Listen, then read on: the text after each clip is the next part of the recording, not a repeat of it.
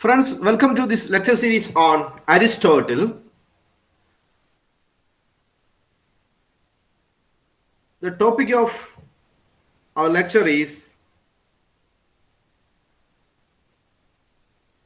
theory of change, or otherwise called theory of revolution.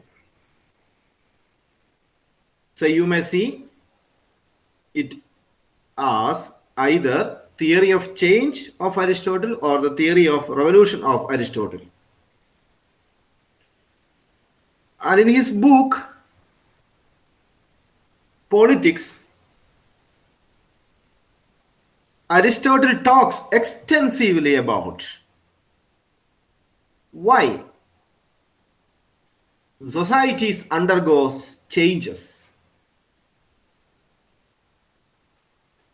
Aristotle found that change is a permanent feature of human society. And we can see that throughout human history, there are enormous examples of changes, or otherwise called revolution. You might remember coming through history classes, facts about glorious revolution or the bloodless revolution in England 1688. Or you might remember the French Revolution of 1789, or the US Revolution of 1776, or you might remember Industrial Revolution, or the Latin American Wars of Independence, the Serbian Revolution, the United Irishman Rebellion. So many revolutions in human history. So many changes has occurred in human history. The common pattern that one can find out in human history is change. That human history is subjected to change. The human life or social world is subjected to change. The old and the new. So like the slavery was replaced by feudalism. Feudalism was replaced by Renaissance, then Enlightenment, then 18th century industrialism, the 19th century age of ideas, the 20th century the age of wars. So many landmark events of change we can find in history classes. And therefore, there are also so many theories of change to understand how changes occur in human society. For example, there are Marxist theories of social change. Sociologists like Emile Durkheim has proposed ideas of change, or sociologists like Max Weber has their own theories of social change. So friends, one of the important contributions of Aristotle to the literature in political science is that of his idea of change. And Aristotle, as I told you, studied 158 constitutions of his day. He studied the constitutions of Corinth, Thebes, Erythrea, Chalcis, Syracuse, Massalia, Carthage. Some of the constitutions he had studied for your reference. And he found that, ancient Greek city-states were frequently experiencing changes, that their constitutions were frequently changing in the ancient world. And Aristotle inquired why. So, in order to inquire why changes frequently occur in the ancient Greek city-states, he gave a scientific explanation, an expert treatment of the subject. And Aristotle first proposed a definition to change. And to him, change means two things. Change means two things. First, it implies that change is any major or minor change in the constitution of a society. Any major or minor change in the constitution of a society, such as monarchy into oligarchy or oligarchy into polity.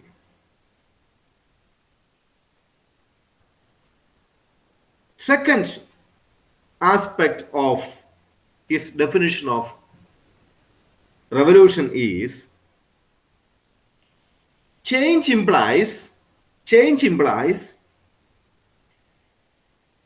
a change in the ruling power. A change in the ruling power of the society. Even though it did not lead to a change in the government or the constitution.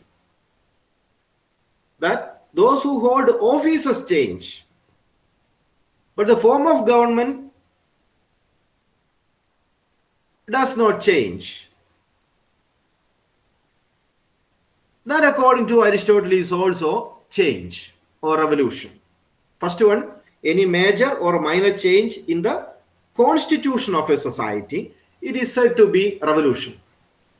Second, without changing the form of government, if the ruling power, those who hold the structure of those who hold offices or those who hold power in the constitution change, that also means revolution. And he further defined that a revolution can be either direct or indirect, thereby affecting a particular constitution.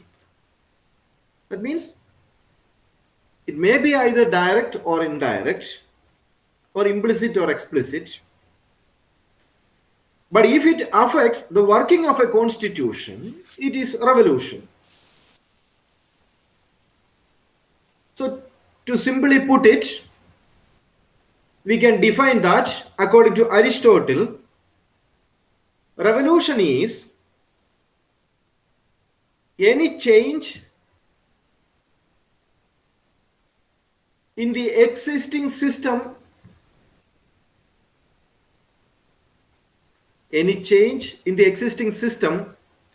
or the constitution of a state, that is revolution. That is, revolution, to simply put in Aristotle's vocabulary, is any change occurs in the existing system or constitution of the state. Okay. And Aristotle, after studying 158 constitution, has listed out various reasons why the constitutions change.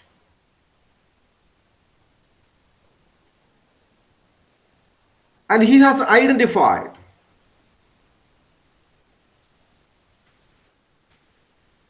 major reasons why society undergo revolution.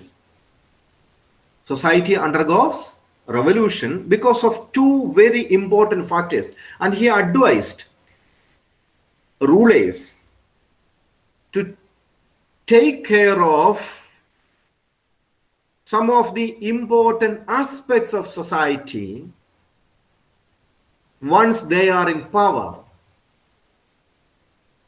If not properly taken care of these things, Aristotle warned that society will crumble down. Society will collapse. Society will be derailed until and unless rulers did not pay attention to some of the important aspects of society. And friends, let us understand what are them. That is, this lecture is about. What are the causes of revolution? Why societies change? What factors are becoming the reasons for change in the polis or polity? The first reason is general reasons. Second is particular reasons. The first one is general reasons. The second one is particular reasons. And friends, let us see the general reasons of revolution or social change. Aristotle says,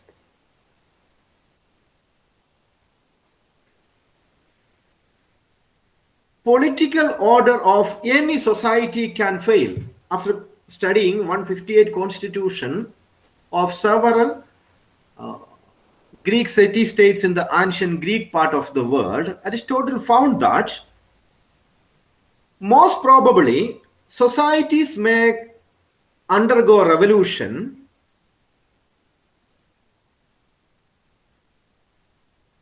in terms of the distribution of property. If there is no proper attention being paid to how property is distributed in the society, friends, Aristotle says that society may collapse. That is, any political order, no matter be it monarchy or aristocracy or polity, that may crumble down.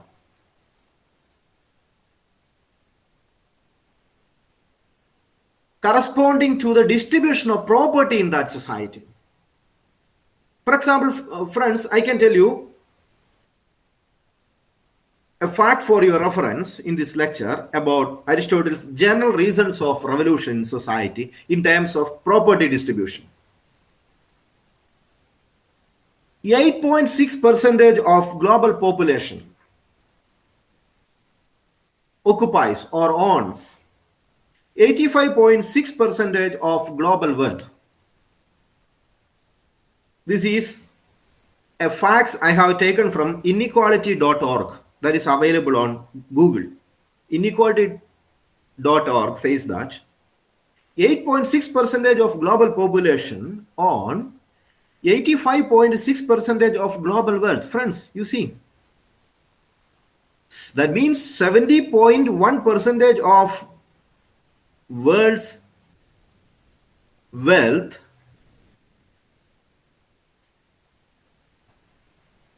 or 70.1% of world's population, 70.1% of world's population hold only 3% of global wealth. Look at the inequality of property distribution in the world. See, 8.6% of world's population, just 8.6% of world's population occupy 85.6% of global wealth, whereas 70.1% of global population own only 3% of global wealth. Look at the massive size of inequality of wealth in the world. That means Aristotle predicted tensions may arise in the class structure of society. Tensions may arise in the class structure of society. And this tension in the class structure tension in the class structure of a society eventually lead to revolution. So, rulers should take care of tension in the class structure. For example, majority of the population in the United States considers itself as belonging to the middle class. See, friends, that is the strength of American democracy. You say that America is one of the best democracies in the world. Why?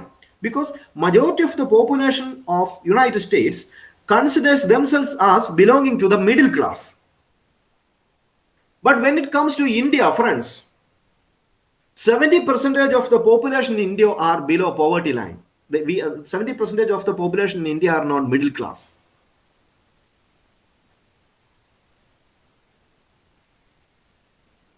So there are so many classes in India. You see, there are upper classes, the middle classes, the poverty class, the lower income class, the peasant class, the professional class, the industrial class, the educated class, the poor class. Look at the class composition of India. So friends, this tension in the class structure result in revolution. Aristotle warned the rulers after studying several constitutions of ancient Greece. Second, arguments over justice. Friends, people make arguments over justice. And justice is at the heart of revolution. If you are denied justice, you have a notion of justice. And once rulers did not pay attention to your claims of justice, that will lead to revolution. That is, arguments over justice are at the hearts of revolution. For example, caste in India, apartheid in South Africa,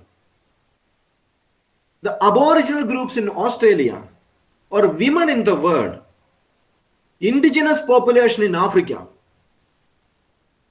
or the Catalonians in Spain.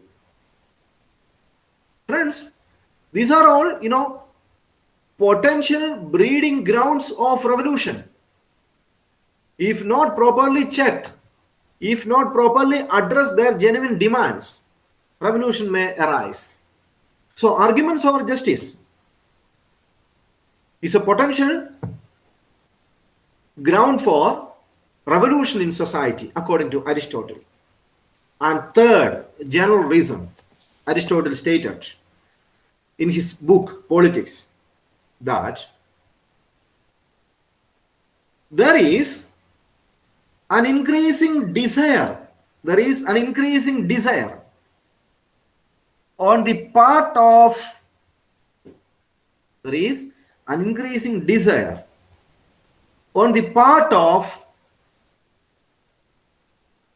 those who have no virtue. Increasing desire on the part of those who have no virtue to possess property. So those who have no virtue in the society always are greedy of owning property.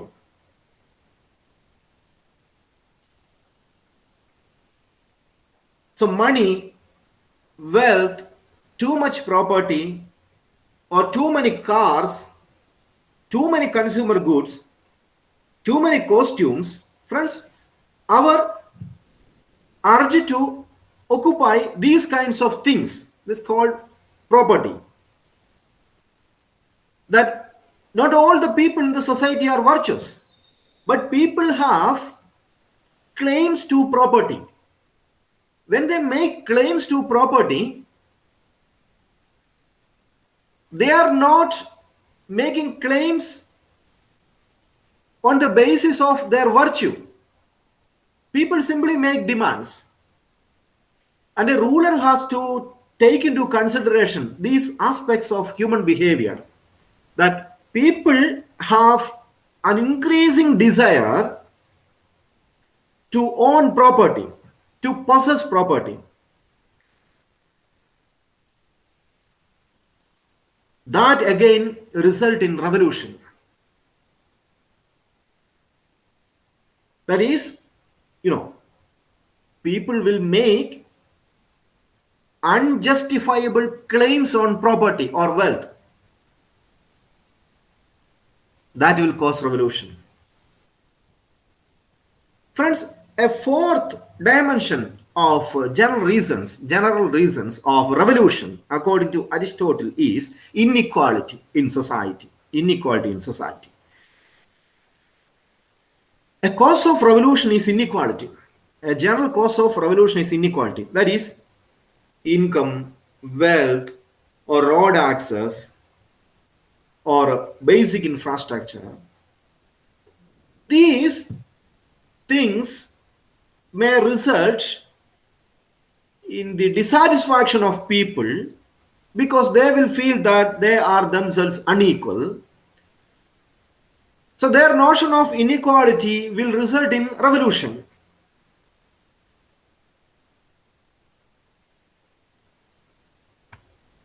A fifth reason, a general reason, Aristotle invites the attention of readers to the fact that the mental state or the feeling of those who revolt, the mental state or the feeling of those who revolt, friends, you remember that in the 1950s and 60s, throughout the world, particularly in the Europe, there existed what may be called a hippie culture. A hippie culture of non-conformism, that people are not conforming to societal expectations. They were much more bothered about how to detach from the system. So Bob Marley influenced a generation of youth to be non-conformist, to raise or dissent against the existing system. So that was a mental stage. Or the ecological utopia, or a notion of a plastic-free world, or a notion of a religious utopia, for example, Islamic State, or notion of a scientific utopia, or notion of a technological utopia. So friends, utopias are seductive. Utopias are seductive. That will create a mental stage that will attract people to revolt against existing system on false notions. One day what happens if all the people from our households come out of their households and goes into the street and demand that we want a plastic-free world?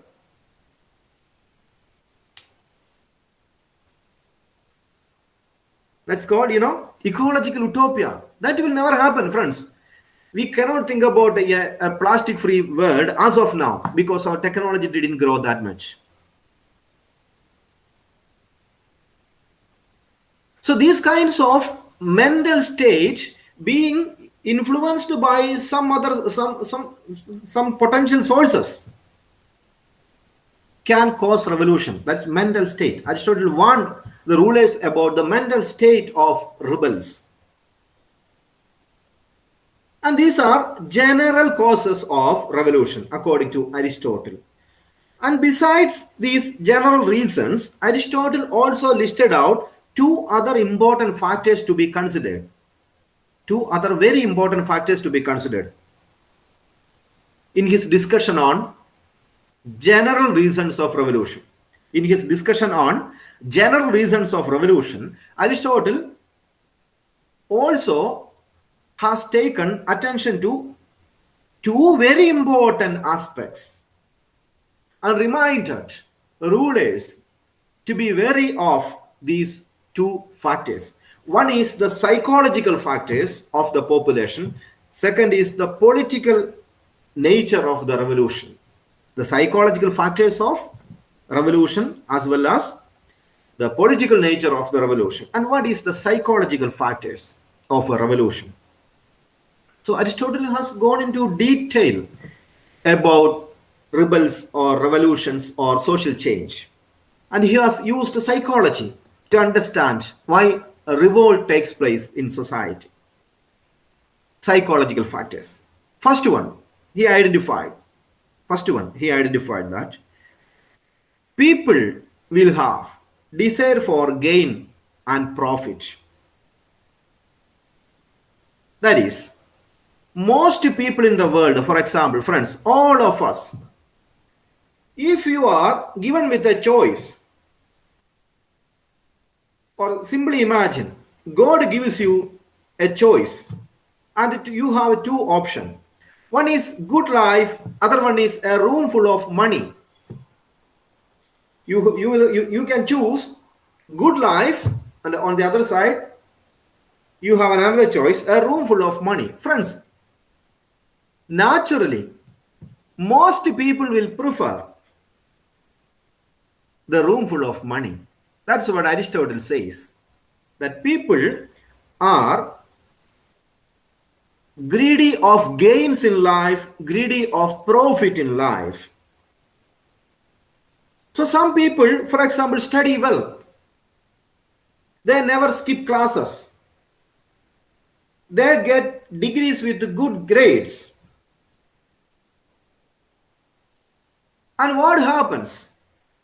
In their 30 plus or 40 plus, these studious people of our society are not employed.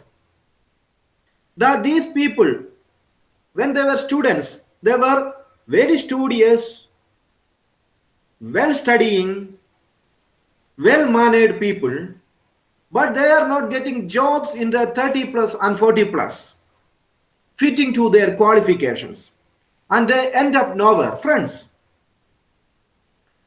on the other hand, you just see there are some other people in our society who never attend classes during their study days. They are politicians. They fight in the name of an imagined enemy. They argue that there is enemy in the society. They are fighting against that enemy, and they skip classes with their own notions of enemy and friends, and they just qualify in the degree examination, but they also become degree holders.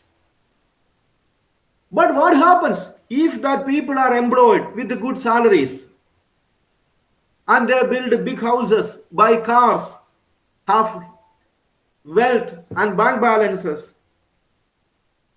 So then something is rotten in the system. The system is not properly ordered.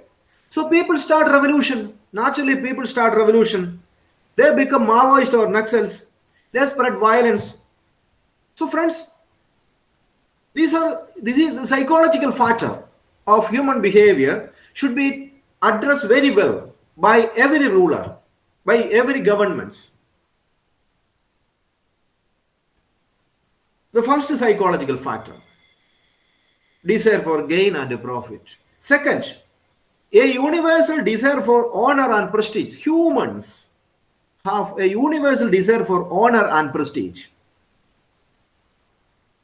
Friends, all of us like fame. We want respect. That we want that people know us. That we want the attention of people, other people. That some people are too much obsessed with I syndrome. I. They always ഞാൻ എന്ന ഭാവം. അവരെന്ത് പറയുമ്പോഴും ഞാൻ അത് ചെയ്തു, ഞാൻ ഇത് ചെയ്തു എന്ന് പറയും. So some people are too much, obsessed with the I syndrome. They are big I, the big I. Some people think that they are best. They think that they are superior. They have huge head weight. They feel that they are something. They have something in their head. And friends, Aristotle warned, a good ruler should never hurt their sense of prestige and honor. If you break, or if you touch, or if you hit their sense of honor and prestige, like what Socrates did, society will turn against you. Society will turn against the political system. A ruler should be very clever to understand this human psychology, that there is a universal desire for honor and prestige among people. Third psychological factor: when insolence or disrespect is displayed, when insolence or disrespect is displayed,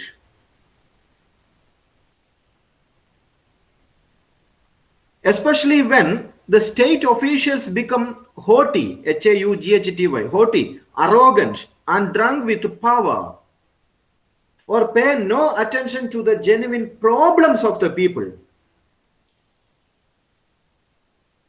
friends, people will turn against you. So when somebody, when you are, for example, you are a government official, and a client approach your table, but you are full of, what may be called with a full head weight, and you feel that the world run from your table. You feel that the world is running from your table, and you are managing the world from that table, and you are behaving so much arrogantly, just like what happened today or yesterday, that a lady has committed suicide, and another lady has reported media that a CIE has misbehaved, that he addressed that lady with a disrespectful word, Eddie. അങ്ങനെ വിളിച്ചു എന്ന് that lady complained. That should not be done from the part of government officials. അത്തരത്തിൽ മോശമായി behave ചെയ്യാൻ പാടില്ല. നമ്മുടെ ടേബിളിൽ എന്തിനാണോ നമ്മൾ വന്നിരിക്കുന്നത് ആ ജോലി ഭംഗിയായി ചെയ്യണം. എന്ത് ജോലിയാണോ ഭരണകൂടം നിങ്ങളെ ഏൽപ്പിച്ചിരിക്കുന്നത് അത് ഭംഗിയായി ചെയ്യുമ്പോൾ മാത്രമേ പൗരന് സാറ്റിസ്ഫാക്ഷൻ വരികയുള്ളൂ. നിങ്ങൾ ഒരു ഗവൺമെന്റ് ജീവനക്കാരനാവുമ്പോൾ, ഒരു ഒഫീഷ്യൽ ആവുമ്പോൾ, നിങ്ങളുടെ ടേബിളിൽ ക്ലയന്റുകൾ വരുന്നത് നിങ്ങളുടെ ഓഫീസിലുമായി ബന്ധപ്പെട്ട് ചില ഫങ്ഷൻസ് അവിടെ പെർഫോം ചെയ്യപ്പെടുന്നുണ്ട്. ആ ഫങ്ഷൻ പെർഫോം ചെയ്യപ്പെടുന്നത് നിങ്ങളുടെ ഗുണം കൊണ്ടല്ല, അത് ഓഫീസിന്റെ ഗുണമാണ്. ആ ഓഫീസിന്റെ കൈകാര്യം ചെയ്യുന്ന ഒരു കാര്യസ്ഥൻ മാത്രമാണ് നിങ്ങൾ. So you should not display disrespect. That will create revolution. So village officer, for example, so much arrogant. Officer is not looking at you. So some of your officer's table is inaccessible. That they misuse power. They use public property for private use. Friends, society will rise against you. So third psychological factor. And fourth one, fear. I should have studied fear factor in revolution. Fear is a genuine and worst enemy of man. ഭയം മനുഷ്യന്റെ ഏറ്റവും വലിയ ശത്രുവാണ്. So fear is the worst enemy of human institutions. It disturbs peace of mind and other emotions. Revolution can occur either out of fear of punishment or for wrong actually committed, or fear of an expected wrong to be inflicted on the person who is afraid. തനിക്ക് എന്തെങ്കിലും അപകടം വരുമോ എന്ന് ഭയന്നുകൊണ്ട് ആളുകൾ വിപ്ലവം നടത്താൻ സാധ്യതയുണ്ട്. That fear of punishment for a wrong actually committed. അപ്പോൾ അവർ ഒരു കാരണവുമില്ലാതെ വിപ്ലവം ഉണ്ടാക്കാൻ സാധ്യതയുണ്ട്. അപ്പോൾ ഫിയർ ഫാക്ടറിനെ കുറിച്ച് ഭരണകൂടം കൃത്യമായി ശ്രദ്ധിച്ചിരിക്കുന്നു. Fifth psychological factor is contempt. Aristotle studied the psychological factor contempt. Contempt is closely related to revolution. So people show contempt towards rulers.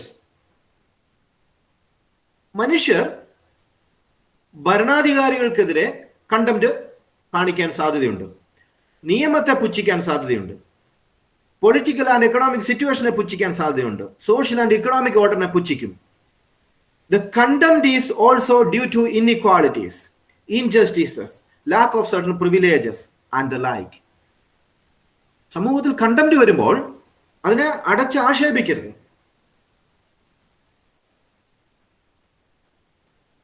That കണ്ടംപ്റ്റിനെ rulers പ്രോപ്പറായി ഉൾക്കൊള്ളുകയും പഠിക്കുകയും വിലയിരുത്തുകയും റെസ്പോണ്ട് ചെയ്യുകയും ചെയ്യണം. അതിനെ റിജക്റ്റ് ചെയ്യാൻ പാടില്ല.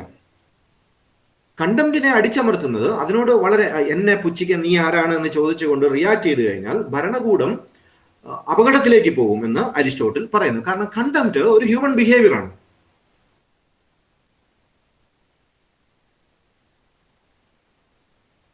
So these are psychological factors of revolution.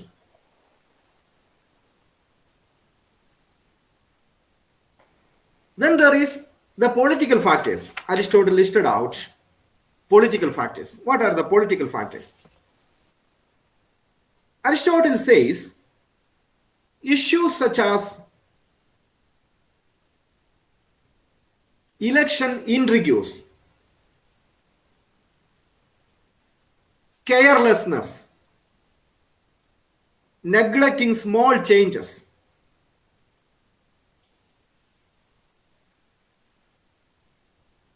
growth in reputation and power of some offices,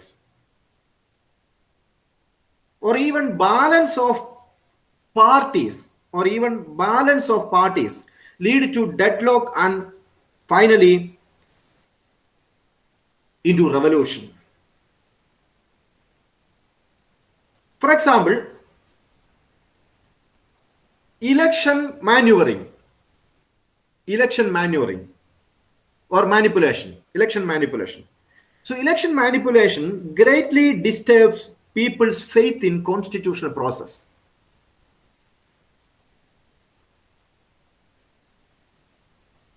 തിരഞ്ഞെടുപ്പിൽ അട്ടിമറികൾ നടത്തുന്നത്, അതിന്റെ ചട്ടക്കൂടുകളെ വളച്ചൊടിക്കുന്നത്, അതിൽ വെള്ളം ചേർക്കുന്നത് ഭരണഘടന തകരുന്നതിന് കാരണമാകും. So election manipulations not only frustrates public opinion, അത് ജനങ്ങളെ ഫ്രസ്ട്രേറ്റ് ചെയ്യും.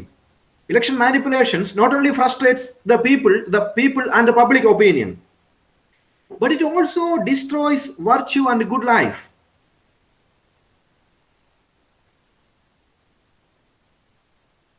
So election manipulation generate new social issues such as corruption, bribery, nepotism, favoritism. So ഇതൊരിക്കലും അനുവദിച്ചുകൂടാ. Should not occur election manipulation in society. ജനങ്ങൾക്ക് ഇൻസ്റ്റിറ്റ്യൂഷനുകളോടുള്ള വിശ്വാസം കുറയും. Second, carelessness or willful negligence will lead to revolution. എന്താണെന്ന് നോക്കൂ.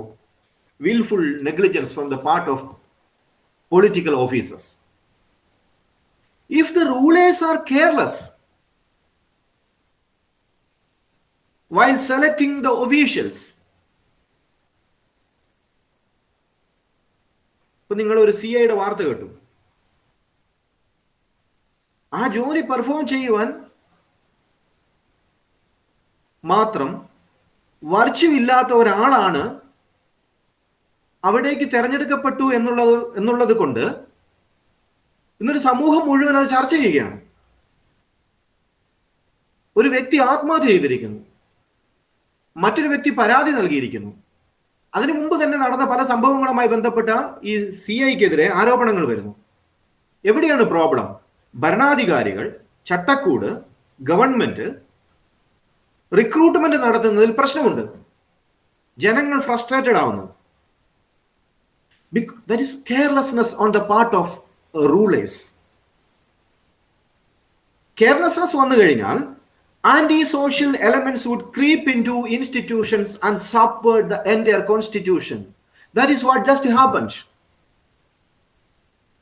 പെരുമാറാൻ അറിയത്തില്ലാത്ത ഒരു CI തൻ്റെ ഓഫീസിൽ ഇരുന്നു കൊണ്ട് വളരെ മോശമായ രീതിയിൽ മോശം ഭാഷ ഉപയോഗിച്ചുകൊണ്ട് തൻ്റെ ടേബിളിൽ വരുന്ന പൗരന്മാരോട് ബിഹേവ് ചെയ്യുന്നു. That is not good way of governance. അതല്ല governance.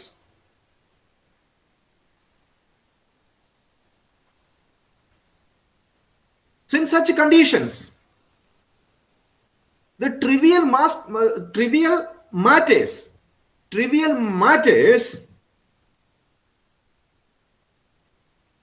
will become most fatal.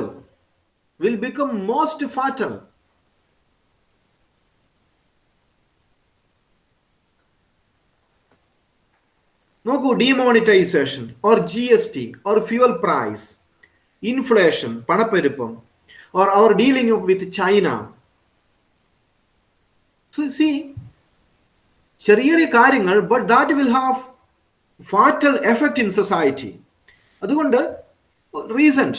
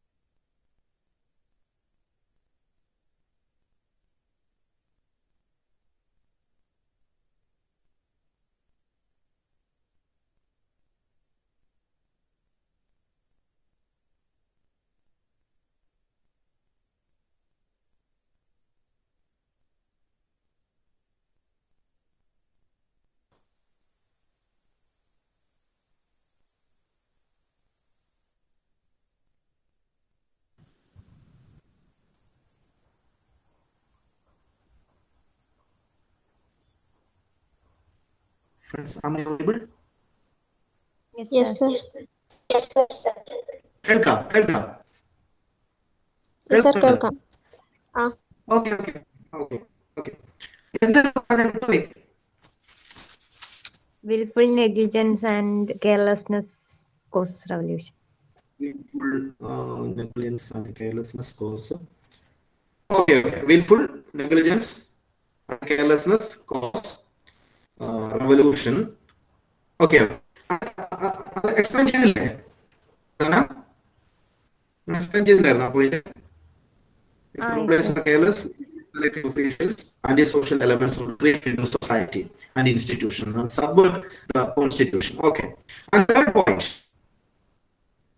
a statesman must never neglect small issues. ചെറിയ വിഷയങ്ങൾ പോലും ചെറുതായി കണ്ടുകൊണ്ട് അവഗണിക്കുന്ന സമീപനം ഭരണകൂടങ്ങൾ കാണിക്കുവാൻ പാടില്ല. A statement must consider small issues, even small issues, as very important as part of governance.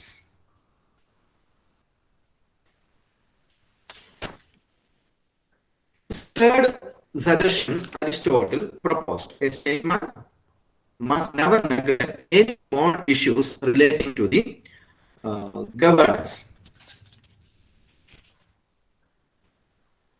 ഉദാഹരണത്തിന് 1817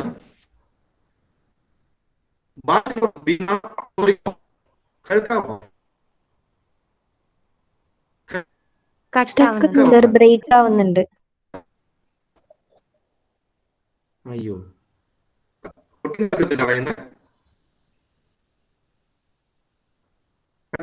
ബ്രേക്ക് ആവുന്നുണ്ട് സർ. ഓക്കെ. ശ്രദ്ധിക്കുക, എന്താണ് ഉദ്ദേശിക്കുന്നത്? 1817 ബാറ്റിൽ ഓഫ് ഭീമ ഉറിക്കോൺ സംഭവിക്കുമ്പോൾ Peshwa army was defeated by army of Mahas. Peshwa എന്ന് പറയുന്നത് അപ്പർ കാസ്റ്റ് ആണ്. ആ പെഷവ ആർമിയെ മഹസ് എന്ന് പറയുന്ന ലോവർ കാസ്റ്റ് ഡിഫീറ്റ് ചെയ്യുന്നു. അപ്പൊ അതുമായി ബന്ധപ്പെട്ട് എൽഗാർ പരിഷത്ത് എന്ന് പറയുന്ന ഒരു സംഭവം എൽഗാർ പരിഷത്ത് 2017 ഡിസംബറിൽ നടക്കുന്നു. 250 ഓർഗനൈസേഷൻ പങ്കാളികളാണ്. അവർ ആ ബാച്ചിനെ കോമമറേറ്റ് ചെയ്യുന്നു. ഗവൺമെന്റ് ഉടനെ എന്ത് ചെയ്യുന്നു? അതിൽ പങ്കെടുത്ത സംഘടനകളെ ആളുകളെയൊക്കെ അർബൻ എക്സൽ എന്ന പേര് വിളിച്ചു. Hunted them, saying that those who participated in the Elgar Parishad as urbanizers. നമുക്ക് ഗവൺമെന്റ് ചരിത്രത്തിൽ സംഭവിച്ച ഒരു വിഷയം ബന്ധപ്പെട്ട് വളരെ നെഗ്ലിജന്റായ നിലപാടുകൾ സ്വീകരിക്കുന്നു. ചരിത്രത്തിലെ ചില സംഭവങ്ങളാണ്. പക്ഷെ അതുമായി ബന്ധപ്പെട്ട് ഗവൺമെന്റ് അതിനെടുത്ത നിലപാടുകൾ വലിയ സാമൂഹിക വിടവുകൾക്കും വിടലുകൾക്കും കാരണമാകുന്നു. ചെറിയ കാര്യങ്ങൾ പോലും വളരെ കെയർഫുൾ ആയി കൈകാര്യം ചെയ്യണമെന്ന അരിസ്റ്റോട്ടലിന്റെ അഭിപ്രായത്തെ ഓർമ്മിപ്പിക്കുകയാണ് ഈ എൽഗാർ പരിഷത്ത് സംഭവം. ഇന്ത്യയെ അടുത്ത കാലത്ത് നടന്ന സംഭവം പഠിപ്പിച്ചു.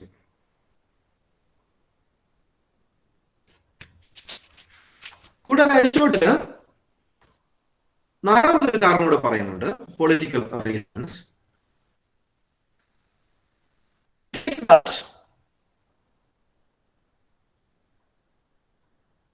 There is the influence of the powerful neighboring states.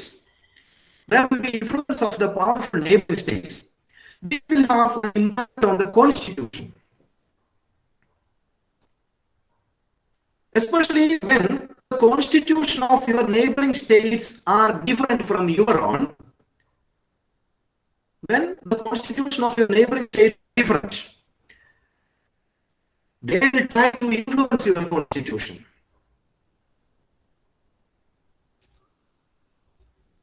So neighbors can influence to some extent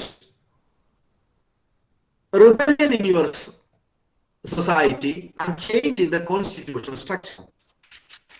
ഇതാണ് അരിസ്റ്റോട്ടിൽ പറയുന്ന 4 പ്രധാനപ്പെട്ട പൊളിറ്റിക്കൽ ഫാക്ടേഴ്സ്. അപ്പൊ ഞാൻ നിങ്ങളുടെ ജനറൽ പ്രോസസ് പറഞ്ഞു, psychological factors. Then I have told you about political factors. It's big difference. Clear? Audible? ഇല്ല. കുറച്ചെല്ലാം.